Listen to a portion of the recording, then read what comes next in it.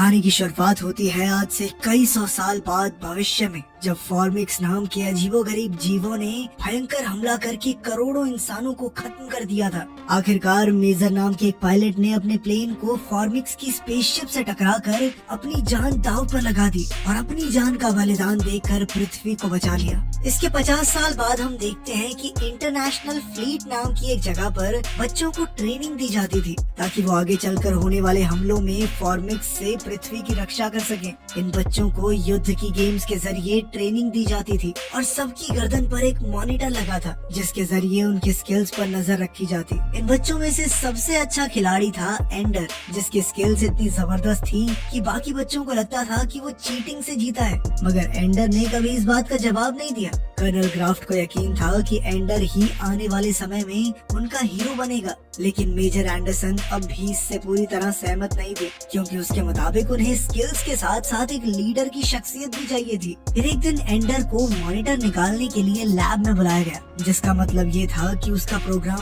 पूरा हो गया था। इस सर्जरी में उसे काफी दर्द हुआ, पर जैसे ही वो लैब से बाहर आया तो उससे जलने वाले बच्चों ने उसे घेर लिया और उस पर चीटिंग का इल्जाम लगाकर उसे पीटने लगे। अब एंडर की गर्दन पर मॉनिटर नहीं था, इसीलिए वो खुद का बचाव करने से पीछे नहीं हटा। उसने इन बच्चों के लीडर को अच्छा मजा चखाया, जिससे बाकी बच्चे डरकर खुद ही पीछे हट गए। इधर ग्राफ और एंडरसन अब भी कैमरास के जरिए ये सब देख रहे थे और ग्राफ एंडर के फैसले से काफी खुश था। आखिरकार जब एंडर घर लौटा तो उसने अपनी बहन वैलेंटाइन को पूरी बात बताई। बाद में डिनर के दौरान एंडर के माँ बाप ने उसे समझाया कि उसने अपना बचाव करके कुछ गलत नहीं किया। तभी अचानक ग्राफ और एंडरसन उसके घर आ पहुँचे। फिर उन्होंने एंडर से कुछ सवाल पूछे और आखिरकार उन्होंने कहा कि एंडर टेस्ट में पास हो चुका है। उसने उन लड़कों को अपने बचाव के लिए मारा था, न कि इसलिए कि उसे मजा आ रहा था। ग्राफ को लगता था कि एंडर का दिमाग भी मेजर की तरह तेज है, इसीलिए वो चाहता था कि एंडर प्रोग्राम में वापस लौट आए। इसके बाद वो मॉनिटर के बिना ही ग्रेजुएट होकर बैटल स्कूल चला जाएगा। आखिरकार एंडर राजी हो गया और फिर वो एक स्पेसशिप में पहुंचा जिसमें वो और बाकी बच्चे एक साथ बैटल स्कूल जाने वाले थे। वहाँ एंडर की मुलाकात बीन और एलाय नाम के बच्चों से हुई। जल्द ही ग्राफ उनसे मिलने आया और एंडर ने उससे कुछ मजाक किया। तब ग्राफ ने सभी बच्चों से कहा कि एंडर उनकी क्लास का सबसे स्मार्ट बच्चा है। ये सुनते ही सभी बच्चे हैरानी से उसकी ओर देखने लगे। आखिरकार जब वो सब बैटल स्कूल पहुंच गए तो एंडर ने ग्राफ से कहा कि उसकी वजह से सभी बच्चे उससे नफरत करने लगे हैं। पर ग्राफ का कहना था कि इस युद्ध को जीतने के लिए उनकी फौज को एक लीडर की जरूरत है। खैर बाद में जब एंडर अपने कमरे में पहुंचा तो कुछ बच्चे पहले से उसकी स्किल्स परखने के लिए तैयार खड़े थे, पर उसी समय सार्जेंट डैप वहां आ गया और काफी गुस्से में सबको यहाँ के रूल समझाए। फिर बाद में क्लास के दौरान ग्राफ ने सबको अपनी जिम्मेदारियां समझाई और उन्हें मेजर की जीत की वीडियो दिखाई, जिसमें उसने एलियंस की स्पेसशिप का खात्मा किया था। लेकिन एंडर को ये वीडियो थोड़ी अजीब लगी। खैर अगली सुबह उनकी टीम को बैटल रूम में ले जाया गया। ग्राफ ने एंडर को सबसे पहले भेजा और फिर धीरे धीरे बाकी बच्चे भी बिना ग्रेविटी के अपना रास्ता ढूंढना सीख गए। फिर एंडर और बेन ने मिलकर अपने हथियार इस्तेमाल करके देखने का फैसला किया। तब उन्हें पता चला कि उनकी गोली शरीर के किसी भी हिस्से को छुएगी तो वो वहीं जाम हो जाएंगे। आखिरकार ग्राफ ने सबको वापस बुला लिया और उन्हें बताया गया कि बैटल रूम में वो बाकी स्कूल्स की टीम के साथ मुकाबला करेंगे। फिर डैप ने उन्हें गेम्स के रूल्स समझाए। अगर वो दुश्मन के हाथ या पैरों पर वार करेंगे तो 1 पॉइंट मिलेगा और छाती पर वार करने पर 6 पॉइंट मिलेंगे। अगर दोनों टीम्स में से कोई भी खिलाड़ी बिना गोली खाए दुश्मनों के दरवाजे तक पहुंच गया तो उसकी टीम जीत जाएगी। फिर अगले 3 महीने तक एंडर ने स्कूल में जमकर ट्रेनिंग की। ट्रेनिंग के दौरान उन्हें एलियंस के फ्लाइट पैटर्न सिखाने के साथ साथ मार्शल आर्ट्स की भी ट्रेनिंग दी जाती।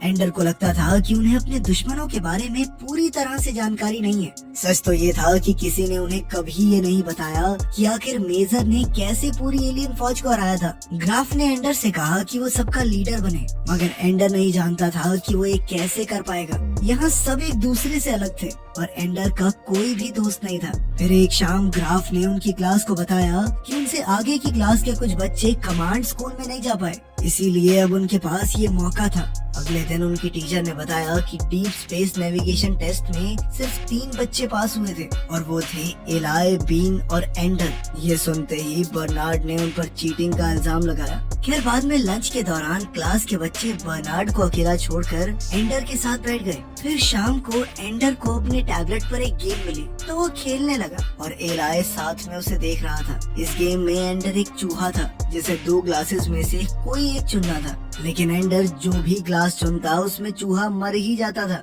आखिरकार उसने सामने मौजूद दानव पर हमला करने का फैसला किया और उसे हराते ही उसने लेवल पार कर लिया। एलाय को समझ नहीं आया कि ऐसा क्यों हुआ, तो एंडर ने कहा कि एकेडमी उन्हें हिंसक बनाने की कोशिश कर रही है। उधर ग्राफ और एंडरसन भी ये गेम देख रहे थे क्योंकि ये भी एक टेस्ट था और एंडरसन एंडर के जीतने पर काफी हैरान हुई क्योंकि आज तक पहले ऐसा कभी नहीं हुआ था। इससे ये भी साबित हो गया था कि एंडर एक बेहतरीन खिलाड़ी है। इसलिए जल्द ही एंडर को सैलमेंडर आर्मी में भेज दिया गया, जो आज तक कोई भी मुकाबला न हारने के लिए जानी जाती थी। जब एंडर उनकी टीम में पहुंचा तो उसकी मुलाकात हुई पेट्रा से, जो इस टीम की इकलौती लड़की थी। फिर वो इस टीम के लीडर बॉन्जो से मिला, जो एंडर के आने पर काफी गुस्सा था क्योंकि उसका मानना था कि ये दुबला पतला सा लड़का हमसे बेहतर है क्या, क्यों डाल रहे हो हमारी टीम में। बॉन्जो ने एंडर से सीधे तौर पर कहा कि वो उसे जल्द से जल्द वापस भेज देगा और तब तक कोशिश करना कि किसी के रास्ते में ना आ जाओ तुम। बॉन्जो ने उससे कहा कि बैटल रूम में होने वाले मुकाबले के दौरान जब तक उनकी टीम दुश्मनों के दरवाजे तक नहीं पहुंच जाती तब तक वो एक कोने में चुपचाप खड़ा रहे।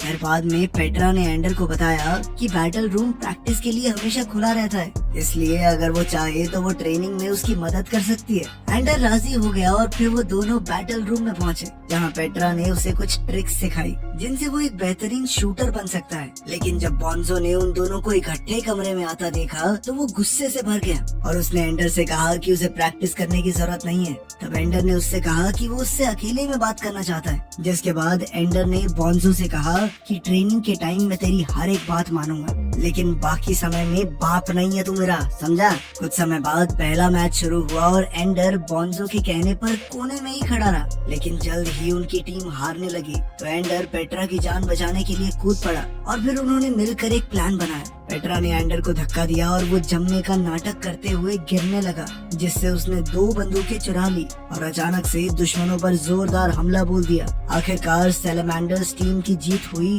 और उधर ग्राफ एंडर की बहादुरी देखकर बेहद खुश हुआ। फिर लंच के दौरान बाकी सैलमेंडर्स ने एंडर को मुकाबले से दूर रखने के लिए बॉन्जो को सुनाया क्योंकि वो तो बहुत बढ़िया प्लेयर है। बाद में जब एंडर और पेट्रा मार्शल आर्ट्स की प्रैक्टिस कर रहे थे तो बॉन्जो ने बीच में आकर एंडर को जोरदार मुक्का मारा। बॉन्जो ने एंडर से कहा कि अगर अगली बार मुझे नीचा दिखाया ना तो तुझे जान से मार दूंगा। अगले दिन ग्राफ ने एंडर को अपने ऑफिस में बुलाकर पूछा कि क्या वो अपनी खुद की टीम बनाकर उसका लीडर बनना चाहेगा। उसकी टीम का नाम होगा ड्रैगन आर्मी। जल्द ही एंडर इसके लिए राजी हो गया। आखिरकार डैप ने एंडर को उसका नया कमरा दिखाया जहां वो अपनी टीम से मिला, जिसमें एलाय, बीन और बर्नार्ड भी शामिल थे। एंडर ने कहा कि वो एक दूसरे के साथ इज्जत से पेश आएंगे और एक टीम की तरह मिलकर काम करेंगे। इसके बाद से एंडर ने अपनी टीम से कड़ी मेहनत करवाई और जल्द ही उनकी टीम तीसरे रैंक पर आ गई। तब एंडरसन ने ग्राफ को याद दिलाया कि उन्हें ऊपर से ऑर्डर्स मिले हैं और उन्हें जल्द से जल्द आगे जाने वाली टीम का नाम भेजना होगा। पर ग्राफ इस बात से परेशान था कि ड्रैगन्स अब तक पहले रैंक पर नहीं पहुंचे थे। तब ग्राफ ने ऐसा आइडिया निकाला जो आज तक कभी नहीं हुआ था। उसका कहना था कि वो पहली 3 टीम्स ड्रैगन्स, सैलमेंडर्स और लेपर्ड्स के बीच में मुकाबला करवाएंगे और जो जीतेगा वही आगे जाएगा। उसी पल सभी टीम्स को खबर दे दी गई और हड़बड़ी में तैयार होते हुए एंडर की टीम के एक प्लेयर के पैर में चोट लग गई। अब एंडर ने उसे इलाज के लिए भेज दिया और एक खिलाड़ी कम लेकर भी मुकाबले के लिए तैयार हो गया। मगर खुशकिस्मती से ग्राफ ने उस लड़के की जगह पेट्रा को एंडर की टीम में भेज दिया। अब एंडर ने सबसे पहले एक लड़के को पेट्रा की ढाल बनाकर भेज दिया ताकि वो अपनी बेहतरीन निशानेबाजी से दरवाजे पर मौजूद योद्धाओं का सफाया कर सके।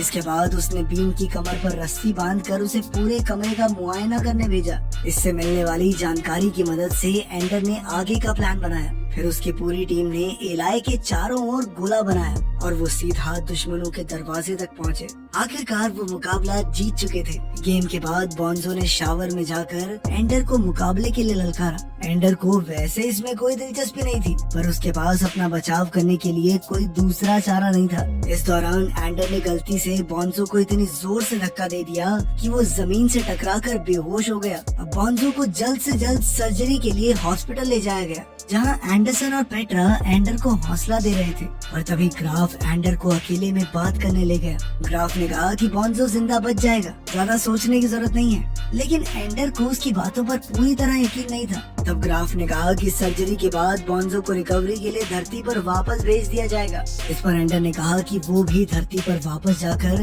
अपनी बहन से मिलना चाहता है, पर ग्राफ ने उसे प्रोग्राम बीच में छोड़कर जाने की इजाजत नहीं दी, तो एंडर ने खुद ही प्रोग्राम छोड़ दिया। बाद में एंडरसन ने ग्राफ को समझाया कि थोड़ा तो रहम खाओ, बच्चे ही तो हैं। जिस पर ग्राफ ने पूछा कि वो एलियंस हम पर तरस खाएंगे। अगर इंसानियत को बचाना है ना, तो इन बच्चों को योद्धाओं में बदलना होगा हमें। कुछ समय बाद हम देखते हैं कि जब धरती पर वैलेंटाइन अपने घर लौटी तो उसने देखा कि ग्राफ उससे मिलने आया था। इसके बाद ग्राफ ने वैलेंटाइन से कहा कि अपने भाई को समझाने में मेरी मदद करो। वैलेंटाइन ने एंडर को समझाया कि अपने बचाव के लिए उसने बॉन्जो पर हमला करके कोई गलती नहीं की और वो हमेशा तो यूं छिपकर नहीं रह सकेगा ना। अगर उसके ना लड़ने की बदौलत वो एलियंस जीत गए तो सब कुछ खत्म ही हो जाएगा। आखिरकार एंडर ने आर्मी में वापस शामिल होने का फैसला किया। अब एंडर को बैटल स्कूल वापस ले जाने की बजाय उसे फॉर्मिक एलियंस के प्लैनेट के पास मौजूद बेस पर ले जाया गया, जहां उसे आखिरी टेस्ट के लिए ट्रेनिंग दी जाएगी। अगर सब कुछ ठीक रहा तो एंडर एलियंस पर हमला करने वाली पूरी आर्मी का कमांडर होगा। उनका बेस एक ऐसे प्लैनेट पर था जहां पहले फॉर्मिक्स रहते थे। आज से 30 साल पहले इंसानों ने यहां हमला करके उन्हें भगा दिया। अब एंडर को समझ नहीं आ रहा था कि अगर फॉर्मिक्स अपने प्लैनेट पर आराम से रह रहे थे तो उन पर बेवजह हमला करने की जरूरत क्या थी। इस पर ग्राफ ने कहा कि आज हमला नहीं कर रहे, इसका मतलब ये तो नहीं ना कि कल भी नहीं करेंगे। खैर फिर डैप एंडर को उसके नए कमरे में ले गया। फिर अगली सुबह जब एंडर की आंख खुली तो वो टैटूज से भरे एक अजीबोगरीब आदमी को देखकर बेहद डर गया। उस आदमी ने अचानक एंडर को मुक्का मारकर कहा कि उसे किसी पर भरोसा नहीं करना, अपने टीचर्स पर भी नहीं। ये इंसान कोई और नहीं बल्कि मेजर था, यानी कि वो आज तक जिंदा था। तब एंडर ने उससे कहा कि उसे काफी समय से एक चीज समझ नहीं आ रही। जब भी उन्हें मेजर के हमले की वीडियो दिखाई जाती है तो जैसे ही एलियंस की स्पेसशिप में धमाका होता है वीडियो रुक जाती है। तब मेजर एंडर को पूरी वीडियो दिखाने ले गया और तब ये खुलासा होता है कि जब मेजर ने मेन स्पेसशिप को तबाह किया तो बाकी सारी फॉर्मिक शिप्स ने हमला करना बंद कर दिया और वो सभी जहाज आसमान से नीचे गिरने लगे। मेजर ने उसे समझाया कि फॉर्मिक्स को चींटियों की तरह समझना चाहिए। वो हमेशा अपनी रानी का हुक्म मानते हैं और अगर रानी नहीं रही तो कुछ सोच समझ नहीं पाते और खुद ही मर जाते हैं। ये वीडियो आधी इसलिए दिखाई जाती है क्योंकि उन्हें यकीन नहीं था कि मेजर ने रानी को पूरी तरह से तबाह किया या नहीं। इसका मतलब ये था कि वो उनके तरीके पर पूरी तरह से नहीं चल सकते। अगर फॉर्मिक्स ने नई फौज खड़ी कर ली है तो जाहिर सी बात है कि उनके प्लैनेट पर एक नई रानी भी होगी।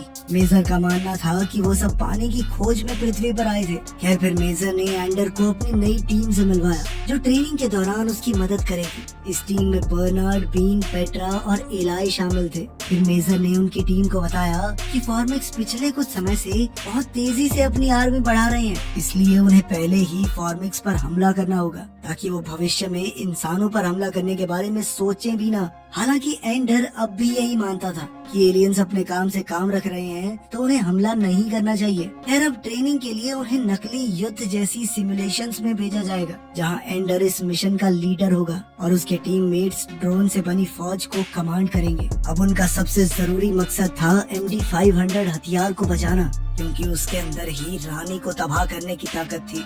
शुरुआत की कुछ लड़ाइयों में तो एंडर और उसकी टीम बिना मुश्किलों के जीत पर जीत हासिल कर रही थी, मगर कुछ महीनों बाद उनकी सिमुलेशंस काफी मुश्किल होती गई और एक दिन एंडर पहला युद्ध हार गया। इस हार के बाद मेजर ने एंडर को खूब डांटा और तब एंडर ने कहा कि अगर वो रिस्क नहीं लेंगे तो नहीं जीत सकते। खैर कुछ देर बाद ऊपर से ऑर्डर्स आए कि कल एंडर और उसकी टीम आखिरी सिमुलेशन में जाएगी और अगर वो जीत गए तो एंडर असली आर्मी का कमांडर बन जाएगा।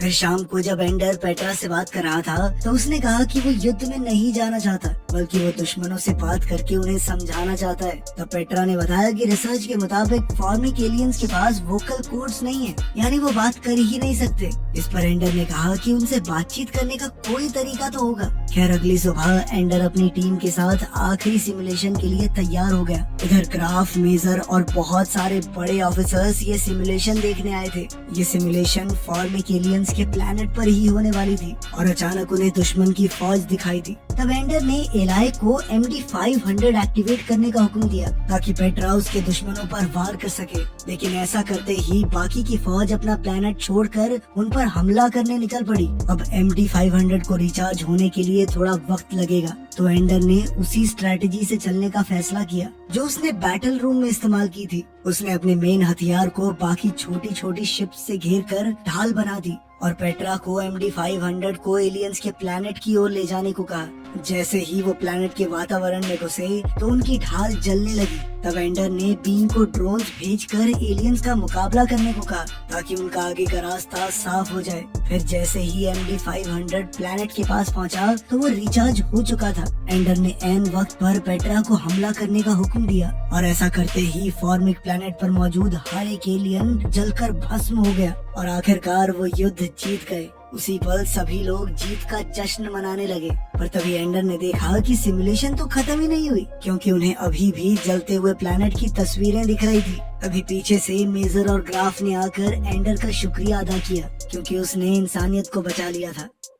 तभी ये खुलासा होता है कि आज का युद्ध कोई सिमुलेशन नहीं बल्कि असली युद्ध था। ये सुनते ही एंडर मानो अंदर से टूट गया और फूट फूट कर रोने लगा। उसे एहसास हुआ कि उसने अपने ही फौजियों को ढाल बनाकर उनकी कुर्बानी दे दी थी। साथ ही उसने ऐसे क्रीचर्स का प्लेनेट तबाह कर दिया जिन्होंने पिछले 50 साल से कभी धरती पर हमला भी नहीं किया था। हालांकि बाकी सब उसे हीरो समझते थे, लेकिन एंडर खुद को सिर्फ एक कातिल की नजर से देख रहा था। अब एंडर अपना आपा खोने लगा तो एक नर्स ने तुरंत उसे एक इंजेक्शन देकर सुला दिया। फिर उसे एक कमरे में ले जाया गया जहाँ पेट्रा उसे देख रही थी। फिर एंडर ने अपने सपने में एक अजीबोगरीब क्रीचर देखा तो उसे एहसास हुआ कि ये कोई और नहीं बल्कि फॉर्मिक एलियंस की रानी थी जो हमेशा से उसके सपनों में आया करती थी।